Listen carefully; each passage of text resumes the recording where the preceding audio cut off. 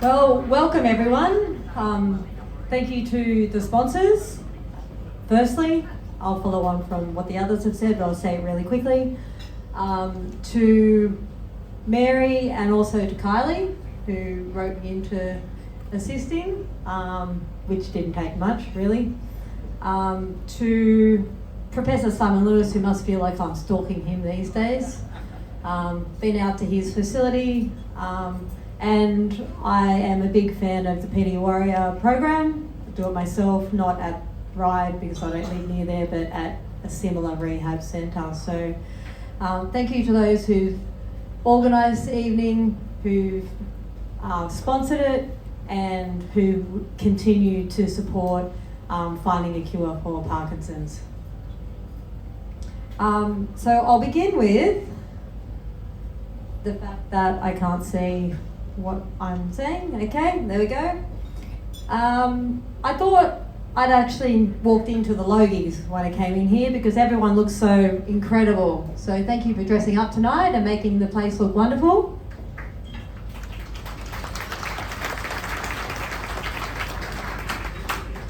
Thank you. My name is Danielle, as I was introduced, but I do prefer Danny. And I do live with Parkinson's disease, which surprises many people because apparently I don't look old enough, shaky enough, or tragic enough. And that's the problem. Parkinson's has a public image issue.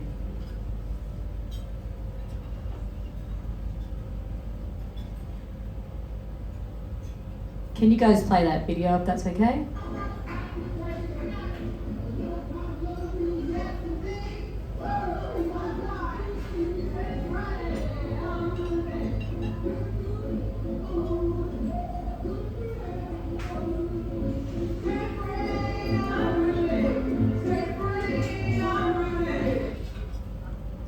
That 78-year-old guy playing bass has had Parkinson's for nearly 30 years. And I'm proud that he's my dad.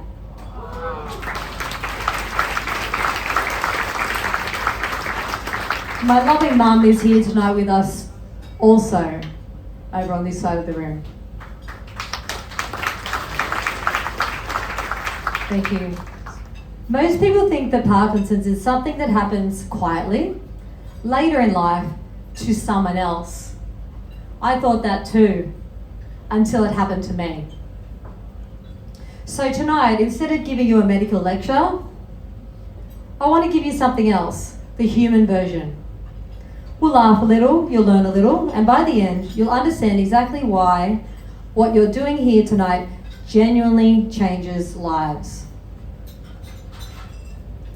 So we are going to start with a quick quiz. And I'm happy for you to call out your answers. And what we're going to do is find out how much Australians, at least in this room, really know about Parkinson's. Now, when I first planned this talk, it was going to be a Kahoot quiz. And if you know anything about Kahoot, it's interactive on the phone in a team, lots of fun. It's still going to be fun, but because of time, I'm going to be the Kahoot. I'm going to ask the questions, give you the answers, and you can yell out your responses. Sound pretty good? Okay. So don't worry, no one can fail. You're not being marked, not being judged. This is a safe space, but simply call out your answers. Just once though, don't repeatedly call them out. So what do we actually know about Parkinson's? Question 1, true or false? Parkinson's only affects older people. Well done. All I heard was false in unison. I was diagnosed in my mid-40s, which is awkward because Parkinson's clearly missed the memo on the age thing. Question 2, another true or false question. Parkinson's is mainly a tremor condition. I'm hearing a lot of falses and a lot of people a little bit hesitant to say false, but you are right. Tremor is the Instagram version of Parkinson's. Visible, but not the full story at all. Feel free to laugh at any of the corny jokes. Question 3. You've got 4 options, A, B, C or D, but the options are numerical, so we'll go by the numbers. How many Australians live with Parkinson's? I don't think Professor Lewis gave this away. A, about 20,000. B, about 50,000. C, about 100,000. Or D, about 200,000. Oh, I heard a couple of answers. I'm hearing a lot of 100 and a lot of 200,000. If you chose D, 200,000, you are correct. So you can give yourself a pat on the back, a few self claps. 200,000 is a very packed MCG. And being a sports band, I know that number is also growing fast, as Professor Lewis was saying. Question 4, true or false? And you're doing a good job, by the way. Most Parkinson's symptoms are visible. You can see them. True or false? With conviction, what are we saying? Much better. It is false. Fatigue, pain, brain fog, mood changes. None of these things show up in my selfies. Question 5. True or false? People with Parkinson's can live full and successful lives. Thank you, because I was going to say you better have said true and not false, because you're looking at the proof right here. And the good thing is, I'm just getting started. Question 6. Parkinson's is only a movement disorder. True or false? Well done. If you are saying false, you are correct again. It also affects sleep, mood, memory, digestion. Basically, Parkinson's is a huge overachiever. Thank you for the laugh. Question 7. Yes or no? Exercise can slow Parkinson's progression. Oh good, you're listening to the last speaker. Okay, they were meant to be after me, but there you go. Parkinson's does get slowed down by movement. Movement is actually like medicine. And sometimes it's cheaper than the medication as well. Question 8, just a few to go. True or false? Parkinson's is always diagnosed quickly and accurately. Yeah, definitely false. Sorry, Simon, but you would probably agree with that as well. Many of us, like myself, spent many years being misdiagnosed. Parkinson's is a master of disguise. 2 questions to go. Question 9. True or false? Parkinson's is the fastest growing neurological condition in the world. Not just Australia. Is it the fastest growing in the world? Yep. Lots of conviction in that one. It is. And like Professor Lewis was saying, tonight is one of those occasions where we all meet and recognise that research has never been more urgent than what it is now. Last question. There is currently a cure for Parkinson's. Are you sure? Yes. There is no cure for Parkinson's that we know of yet. Yet. And that's why tonight matters so much.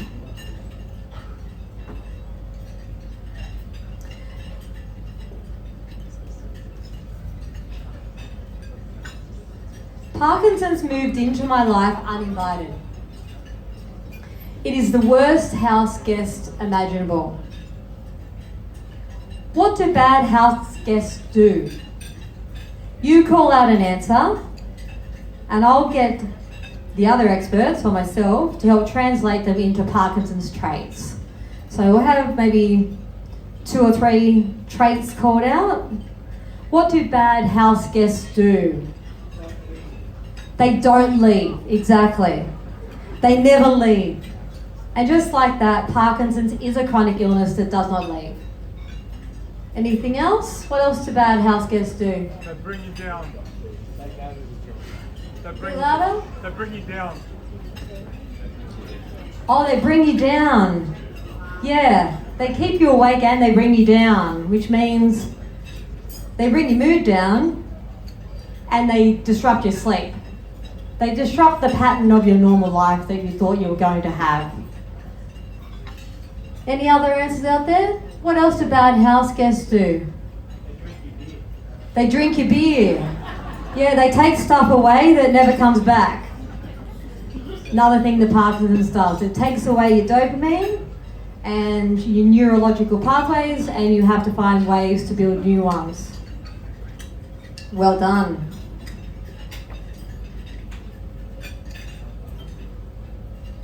But here's the thing.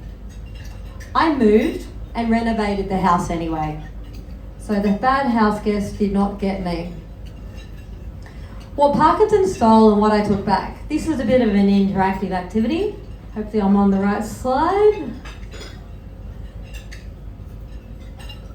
Okay. Raise your hand if you've ever walked into a room and forgotten why you walked in there in the first place. Put 2 hands up if you do it often. Okay. Now imagine that every day. That's what Parkinson's is. You put your hands down now. You've embarrassed yourself enough. Parkinson's tried to take away my career, my mental health, my sport, and my confidence, but I took them all back. Thank you. While it is true that I no longer teach kids, Parkinson's has changed the trajectory of my life for the better. I do advocacy for different organisations and individuals.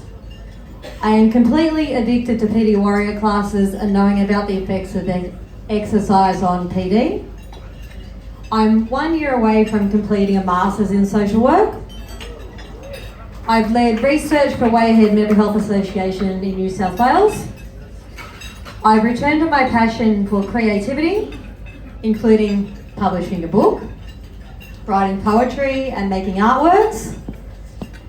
And I'm even going overseas to USA in May to share my research at the World Parkinson Congress, which will be very exciting. And because of that, Parkinson's has changed my life for the better.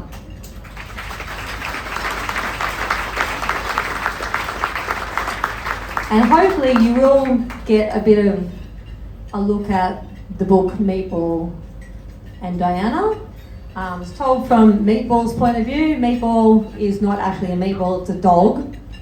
And Diana is a young girl with anxiety, and basically the dog helps Diana overcome her anxiety, is the short version of the story. Other bits in there too. So before we finish, I'd just like to do a 30-second, which won't be 30 seconds, be more like 13-second simulation. Can you, together, with the people on your table, tap your fingers on the table, keep your feet still, and count backwards from 100 by sevens really quickly? Do that now. Tap your fingers, keep your feet still, and count backwards by sevens from 100 really quickly.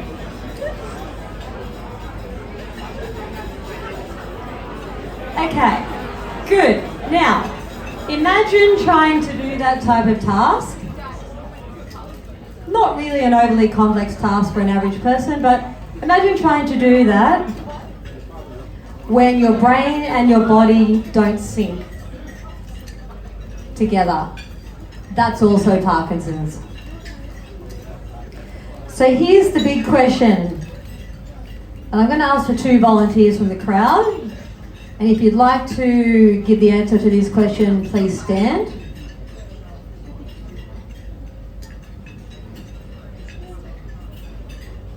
Just get the question up.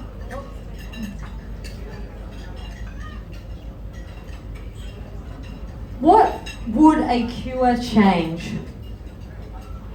If Parkinson's disappeared tomorrow, what would change for families? Do we have anyone game enough?